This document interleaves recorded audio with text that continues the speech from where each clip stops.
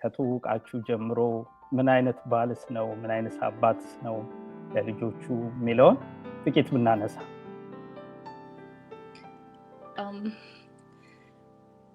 እንደሚታወቀው እኔ የሚዲያ ሰው አይደለሁም። በጣም ተቃራኒ የሆኑ ሰዎች ነን። ባለቤቴ እንደዚህ ነበር እንደዚህ ነው ብሎ ማውራት በጣም ይከብዳል። ተናግሮታል እንዴት እንደምንተዋወቅ እንዴት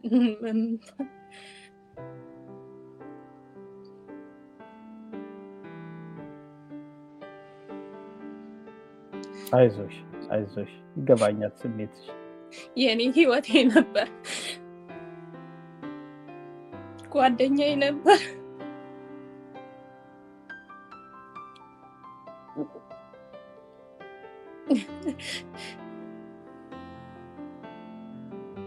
ቃላት አይገልጸውም። ቃላት የለኝም እሱን የምገልጽበት። ይቅርታ። አይዞን ልትገልጭ የምትፈልጊያቸው ሀሳቦች ይኖራሉ በሚል ግምት እንጂ አሁን ባለሽበት ስሜት በተሟላ መልኩ ሀሳብሽን የምትገልጭበት አቅም ጉልበት ይኖርሻል በሚል አይደለም። ግን በቻልሽው መንገድ ተረጋግተሽ እንደው ልትይ የምትፈልጊው ነገር ካለ በሚል ምስጋና ብቻ ነው ያለኝ። ሀዘናችሁ ሆኖ እንደኔ ላዘናችሁ ከጎኔ ለቆማችሁ ለሁላችሁም ክብር ምስጋና አቀርባለሁ። ሌላ ነገር ምንም የምለው ነገር የለም። እግዚአብሔር ውለታችሁን ይክፈላችሁ። ለሁሉ ከሌ አልልም። ሁላችሁም አጠገቤ ለነበራችሁ ሰዎች ሁሉ እግዚአብሔር ምስጋናውን ይስጥልኝ። አመሰግናለሁ። አሜን። ገና አልተቀበልኩትም። ይመጣል አገኘዋለሁ እያልኩ ነው የምጠብቀው።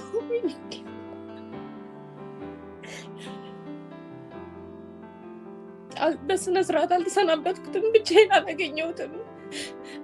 እነዚህ የህዝብ ነው፣ ግን ለኔም የኔ ነበር። አጣሁት። ብቻዬን አላለቀስኩም። ሁሉም ከጎኔ ነበር። እንጃ ማለት እንዳለብኝ ራሱ አላውቅም። ይቅርታ፣ ንግግሬ ላስቀይማችሁ ይችላል። ይቅርታ።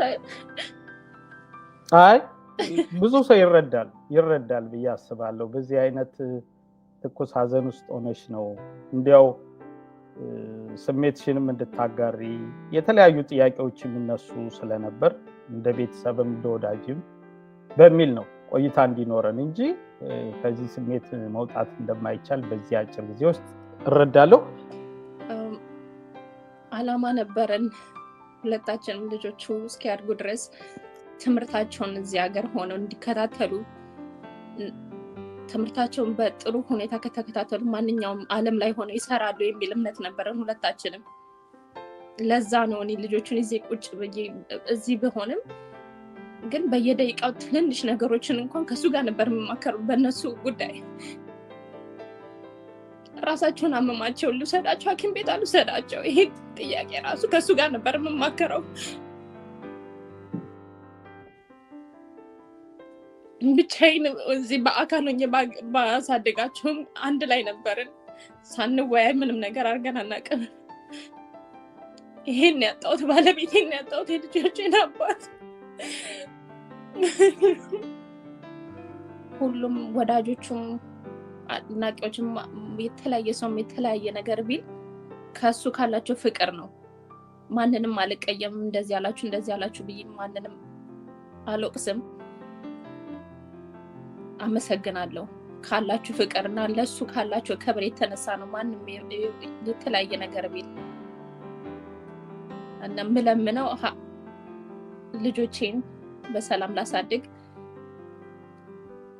እሱን አጥቼ ቢሆንም ለልጆቼ ልኖር። አብራችሁኝ ሁኑ።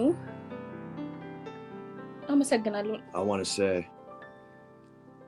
Abba truly was a good man and the man I needed as a father.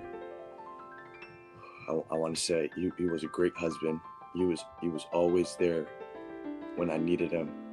He was always there for my two little sisters as well.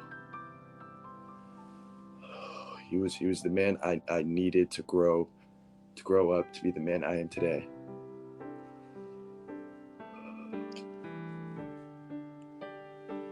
መጨረሻ ልትይ የምትችይው ነገር ካለ ለንጹህ ድል ልስጥና ተሰነባበት እንችላለን። እሺ አመሰግናለሁ።